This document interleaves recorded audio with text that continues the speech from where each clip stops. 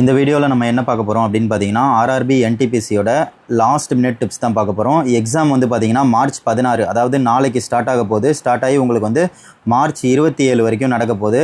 Admit card வந்து பார்த்தீங்கன்னா உங்களால் 4 நாள் முன்னாடி தான் வந்து டவுன்லோட் பண்ண முடியும். இன்றைக்கி நீங்கள் வந்து மேக்ஸிமம் வந்து 19ஆம் தேதி வரைக்கும் உங்களுக்கு எக்ஸாம் இருந்ததுன்னா நீங்கள் வந்து அட்மிட் கார்டு டவுன்லோட் பண்ணிக்கலாம். அடுத்தடுத்த நாள் இதே உங்களுக்கு 20ஆம் தேதி எக்ஸாம்னா மேக்ஸிமம் நாளைக்கு அட்மிட் கார்டு வந்துடும், நாளை கழிச்சு வந்துடும். சரிங்களா? அந்த மாதிரி 21ஆம் தேதினா அதுக்கு அடுத்த நாள் வந்துடும். டெய்லி நீங்கள் வந்து ஈவினிங்கு இல்லை நைட் வந்து ஒரு முறை டைம் வச்சுக்கோங்க. போயிட்டு வெப்சைட்டில் போய் அட்மிட் கார்டு வந்திருக்கான்னு டெய்லி ஒரு முறை வந்து செக் பண்ணிக்கோங்க. செக் பண்ணி டவுன்லோட் பண்ணி வச்சுக்கோங்க. இந்த எக்ஸாமுக்கு நம்ம என்னெல்லாம் கொண்டு போகணும் அப்படின்னு சொல்லி தெளிவாக பார்க்கலாம். எக்ஸாம் ஹாலில் என்னெல்லாம் பண்ணுவாங்க, சரிங்களா? அதே மாதிரி நீங்கள் என்னெல்லாம் பண்ணக்கூடாது எல்லாமே நான் தெளிவாக சொல்கிறேன். வீடியோ வந்து ஸ்கிப் பண்ணாமல் பாருங்கள். நீங்கள் ஃபஸ்ட்டு நீங்கள் பண்ண வேண்டியது வந்து ரிப்போர்ட்டிங் டைமுக்கு கரெக்டாக எக்ஸாமுக்கு போயிருங்க. ஒன்ஸ் வந்து கேட் க்ளோஸ் பண்ணிட்டாங்கன்னு வச்சுக்கோங்களேன், உங்களை வந்து உள்ளே அலோவ் பண்ண மாட்டாங்க. எக்ஸாம் ஸ்டார்ட் ஆயிடுச்சுன்னா ஒன்றுமே பண்ண முடியாது. சரிங்களா? நீங்கள் எக்ஸாம் ஸ்டார்ட் ஆகிற டைமுக்கெல்லாம் போகக்கூடாது. கேட் க்ளோஸ் பண்ணுற டைமுக்கு முன்னாடியே இருக்கணும். அதுதான் பெட்டர். நான் என்ன சொல்கிறேன்னா, ரிப்போர்ட்டிங் டைமு உங்களோட அட்மிட் கார்டு என்ன போட்டிருக்கோ அந்த டைமுக்கு நீங்கள் அங்கே இருக்கிற மாதிரி பாருங்கள். இதுவே நீங்கள் ஃபஸ்ட் ஷிஃப்ட்டாக இருந்தீங்கன்னு வச்சுக்கோங்களேன், உங்களுக்கு வந்து காலைல 7:30 மணிக்கு வந்து ரிப்போர்ட்டிங் டைமு, 8:30 மணிக்கு வந்து பார்த்தீங்கன்னா கேட் க்ளோஸ் பண்ணுவாங்க. கேட் க்ளோஸ் பண்ணிட்டாங்கன்னா உங்களை உள்ளே விட மாட்டாங்க. 9 மணிக்கு தான் எக்ஸாம் ஸ்டார்ட் ஆகும். ஃபஸ்ட் ஷிஃப்ட் நமக்கு 9 மணிக்கு தானே ஸ்டார்ட் ஆகுது. நம்ம ஒரு 8:45 போகலாம், அது வரைக்கும் வெளியே நின்று படிச்சுட்டு இருக்கலாம் அப்படிலாம் நினச்சிங்கன்னா வேலைக்கு ஆகாது. மேக்ஸிமம் ரிப்போர்ட்டிங் டைமே போயிருங்க. ஏன்னா உள்ள நிறைய ஃபார்மாலிட்டிஸ்லாம் இருக்குது.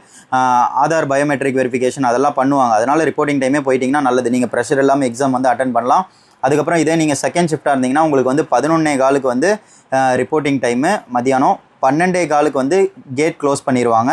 12:45 வந்து உங்களுக்கு வந்து எக்ஸாம் வந்து ஸ்டார்ட் ஆயிரும். இதுவே நீங்கள் தேர்ட் ஷிஃப்ட்டாக இருந்தீங்கன்னா 3 மணிக்கு வந்து உங்களுக்கு வந்து ரிப்போர்ட்டிங் டைமு, 4 மணிக்கு வந்து கேட் க்ளோஸ் பண்ணிடுவாங்க. 4:30 வந்து உங்களுக்கு வந்து எக்ஸாம் ஸ்டார்ட் ஆயிரும். எக்ஸாம் வந்து 1.5 மணி நேரம் நடக்கும். சரிங்களா? அதாவது 90 மினிட்ஸ் எக்ஸாமு, பட் 100 கொஸ்டின்ஸ் இருக்கும். எக்ஸாம் நீங்கள் ஸ்டார்ட் பண்ணும் போது எந்த லாங்குவேஜ் கொடுக்குறீங்களோ அந்த லாங்குவேஜில் தான் உங்களால் எக்ஸாம் எழுத முடியும். இன்கேஸ் நீங்கள் வந்து இங்கிலீஷில் ப்ரிப்பேர் பண்ணுறீங்கன்னா எக்ஸாம் ஆரம்பிக்கிறதுக்கு முன்னாடி லாங்குவேஜ் வந்து கேட்கும். அந்த லாங்குவேஜில் வந்து இங்கிலீஷ்னு கொடுங்க. அப்போ தான் உங்களுக்கு வந்து அந்த கொஸ்டின் பேப்பர் ஃபுல்லாகவே இங்கிலீஷில் வரும். அதுக்கப்புறமா வந்து இந்த ரிப்போர்ட்டிங் டைமே நீங்கள் உள்ளே போயிட்டீங்கன்னா ஏன் நல்லது அப்படின்னு சொல்கிறேன்னா, உங்களுக்கு வந்து ஆதார் பயோமெட்ரிக் வெரிஃபிகேஷன் வந்து பண்ணுவாங்க. சரிங்களா? அதுக்கப்புறமா வந்து உங்களுக்கு ஃபோட்டோலாம் கேப்சர் பண்ணுவாங்க. இதெல்லாம் வந்து அந்த ரிப்போர்ட்டிங் டைமில் வந்து அவங்க முடிச்சிருவாங்க. நீங்கள் லேட்டாக நீங்கள் வந்து கேட் க்ளோஸ் பண்ணுறதுக்கு 5 நிமிஷம் முன்னாடி உள்ளே போனீங்கன்னா உங்களுக்கு தான் வந்து அந்த எக்ஸாம் ஆரம்பிக்கிறது மாதிரி இந்த ப்ரெஷர்லாம் இருக்கும். ஸோ அதனால் ரிப்போர்ட்டிங் டைமே போகிறது பெட்ரு. திரும்ப அதனால தான் சொல்கிறேன். அதே மாதிரி நீங்கள் என்னெல்லாம் கொண்டு போகணும் அப்படின்னு பார்த்தீங்கன்னா, ஆதார் கார்டு கம்பல்சரி. சரிங்களா? ஆதார் கார்டு போக எக்ஸ்ட்ரா வந்து 2 ப்ரூஃப் வச்சுக்கோங்க. அந்த 2 ப்ரூஃப், ஆதார் கார்டு கம்பல்சரி. சரிங்களா? அந்த ஆதார் கார்டை தவிர 2 ப்ரூஃப் என்னென்ன வச்சுக்கலாம்னா, பேன் கார்டு வச்சுக்கலாம், ஓட்டர் ஐடி வச்சுக்கலாம், டிரைவிங் லைசன்ஸு, பாஸ்போர்ட்டு, இல்லை ஸ்கூல் காலேஜ் ஐடி கார்டு. இதில் ஏதாவது எக்ஸ்ட்ரா 2 எடுத்துக்கோங்க. மொத்தம் ஒரு 3 ஐடி ப்ரூஃப் எடுத்துக்கோங்க. அதுக்கப்புறமா வந்து உங்களோட கால் லெட்டர் வந்து ஒரு 2 பிரிண்ட் அவுட் எடுத்துக்கோங்க. அட்மிட் கார்டு அதை வந்து 2 பிரிண்ட் அவுட் எடுத்துக்கோங்க, 2 செட்டு. அதுக்கப்புறமா பாஸ்போர்ட் சைஸ் ஃபோட்டோ உங்களது. அவங்க வந்து ஒன்று தான் கேட்டிருக்காங்க, பட் நீங்கள் வந்து சேஃப்டிக்கு ஒரு 3 இது கொண்டு போங்க. மொத்தம் இந்த பாஸ்போர்ட் சைஸ் ஃபோட்டோ வந்து நீங்கள் வந்து கடைசி 6 மாதத்தில் எடுத்ததாக இருக்கணும். ரொம்ப 1 வருஷத்துக்கு முன்னாடி 2 வருஷத்துக்கு முன்னாடி எடுத்ததெல்லாம் கொண்டு போகாதீங்க. நீங்கள் ஸ்கூல் படிக்கும் போது எடுத்தது அதெல்லாம் கொண்டு போகாதீங்க. ரீசெண்டாக எடுத்ததாக இருக்கணும் பாஸ்போர்ட் சைஸ் ஃபோட்டோ. அதுக்கப்புறமா வந்து பார்த்தீங்கன்னா நிறைய விஷயம் வந்து பேன் பண்ணியிருக்காங்க. இதெல்லாம் வந்து நீங்கள் எக்ஸாம் ஹால்குள்ளே கொண்டே போகக்கூடாது. ஃபோனு, சரிங்களா? அதுக்கப்புறமா கேல்குலேட்டரு, அதுக்கப்புறமா வந்து வாட்ச்சு, அதுக்கப்புறம் இந்த ப்ளூடூத்து, சரிங்களா? இது எதுவுமே நீங்கள் கொண்டு போகக்கூடாது. இன்கேஸ் நீங்கள் கொண்டு போனாலும் நீங்கள் வந்து வெளியில் வைக்கிற மாதிரி தான் இருக்கும். வெளியில் அதனால் ஒரு பேக் கொண்டு போயிருங்க பெட்ரு. அந்த பேக்கில் வச்சு வெளியில் வைங்க. ஓரளவுக்கு சேஃப்டியாக தான் இருக்கும். மேக்ஸிமம் எல்லாருமே ஃபோன் கொண்டு போவீங்க. ஃபோனை போடுறதுக்கு கண்டிப்பாக நீங்கள் பேக் கொண்டு போய் தான் ஆகணும். சரிங்களா? அதை நீங்கள் வெளியில் வைக்கிற மாதிரி இருக்கும். அதே மாதிரி இந்த பென்னு, பேப்பரு இது எல்லாமே வந்து உள்ளே அலோவ் பண்ண மாட்டாங்க. அப்போ எப்படி ப்ரோ நான் உள்ளே வந்து சால்வ் பண்ணி மேக்ஸ்லாம் போடுறது அப்படின்னு கேட்டிங்கன்னா, உள்ளே வந்து உங்களுக்கு எக்ஸாம் ஹால்லே உங்களுக்கு வந்து பென்னு, பேப்பர்லாம் வந்து தருவாங்க. போகும்போது வந்து கலெக்ட் பண்ணிடுவாங்க. ஈவன் பர்ஸை கூட உங்களுக்கு அலோவ் பண்ண மாட்டாங்க. அதே மாதிரி கோல்டு, சரிங்களா? ஏதாவது நீங்கள் கம்மல் போட்டிருக்கீங்க, செயின் போட்டிருக்கீங்க, இதெல்லாம் கூட நீங்கள் கழட்டி பேக்கில் வச்சுட்டு வாங்க அப்படின்னு சொல்லுவாங்க. அதுக்கு பெட்ரு வந்து நீங்கள் லேடிஸாக இருந்தீங்கன்னா வீட்டில் இருந்து போகும்போதே வந்து சிம்பிளாக ஒரு கம்மல் போட்டுக்கோங்க. ஏன்னா அதெல்லாம் நீங்கள் ஈஸியாக பேக்கில் கழட்டி போட்டு போயிடலாம். அதுக்கப்புறமா வந்து இந்த தாலி அதெல்லாம் விட்டுருவாங்க. பட்டு சென்டிமெண்ட்டான விஷயம்லாம் தாலியா, ஸோ அதெல்லாம் விட்டுருவாங்க. பட் கோல்டு செயின், கம்மல் இதெல்லாம் இருந்தால் கம்பல்சரி வந்து கழட்ட சொல்லுவாங்க. ஜென்ஸாக இருந்தாலும் சரி அதே தான். அதுக்கப்புறமா வந்து பார்த்திங்கன்னா வாட்டர் பாட்டில் கூட உள்ளே வந்து அலோவ் பண்ண மாட்டாங்க. தண்ணிலாம் வந்து உள்ளே உங்களுக்கு வந்து எல்லாமே இருக்கும். அதுக்கப்புறம் இன்னும் மெயினான ஒரு விஷயம் என்ன அப்படின்னு பார்த்தீங்கன்னா, உங்களுக்கு எக்ஸாமுக்கு நடுவில் வந்து சில குடைச்சல்கள் கொடுப்பாங்க. என்ன பண்ணுவாங்க அப்படின்னு பார்த்தீங்கன்னா, எக்ஸாம் ஸ்டார்டிங்கில் உங்களுக்கு ஒரு பயோமெட்ரிக் எடுத்துடுறாங்க. எக்ஸாம் நடக்கும்போது மிடில் உங்களுக்கு இப்போ 90 மினிட்ஸ் எக்ஸாம் நீங்கள் எழுதிட்டே இருக்கீங்கன்னா திடீர்னு ஒரு 1/2 hour கழிச்சு வருவாங்க. அப்போ உங்களுக்கு ஒரு தம்ப் இம்ப்ரெஷன் வாங்குவாங்க. அப்போ உங்களை ஒரு ஃபோட்டோ எடுப்பாங்க டேப் வச்சு.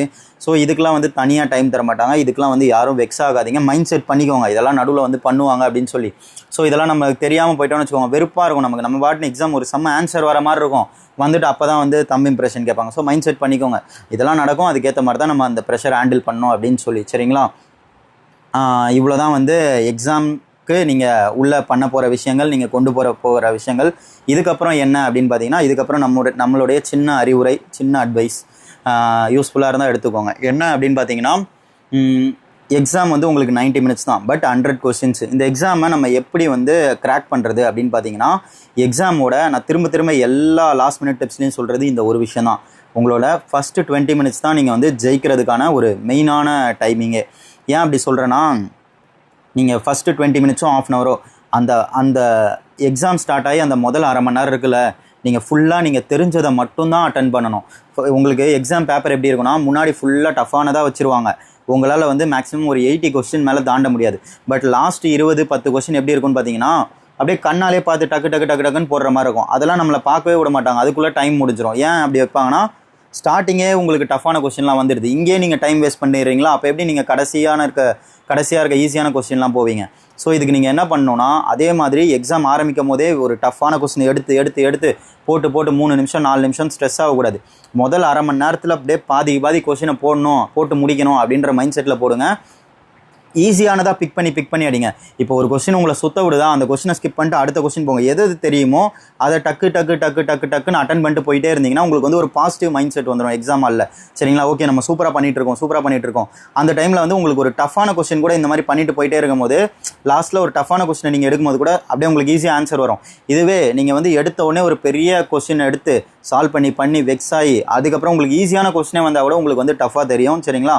ஸோ எதெல்லாம் உங்களுக்கு ஈஸியாக இருக்கோ அதெல்லாம் ஃபஸ்ட்டு டக்குன்னு போட்டு போங்க. உங்களுக்கு நல்ல மைண்ட் செட் ஆயிரும். எக்ஸாம் ஓகே சூப்பராக இருக்குது, நம்ம சூப்பராக பண்ணுறோம், அந்த ஒரு ஃபோர்ஸ்லேயே ஃபுல் எக்ஸாமை நல்லா பண்ணிடுவீங்க. சரிங்களா? இதுதான் நான் உங்களுக்கு சொல்லணும்னு நினச்சேன் லாஸ்ட் மினிட் டிப்ஸில் மெயினாக. ஆல் தி பெஸ்ட் மக்களே, எல்லோரும் நல்லா பண்ணுங்கள். நிறைய தமிழ் பசங்க உள்ளே வரணும் இந்த வாட்டி. சரிங்களா? இந்த மாதிரியான யூஸ்ஃபுல்லான அப்டேட்ஸ்க்கு நம்மளோட ஐடியா ஒரு ஃபாலோ போட்டு வச்சுக்கோங்க. யூடியூப்பில் பார்த்தீங்கன்னா சப்ஸ்கிரைப் பண்ணி வச்சுக்கோங்க. பை மக்களே.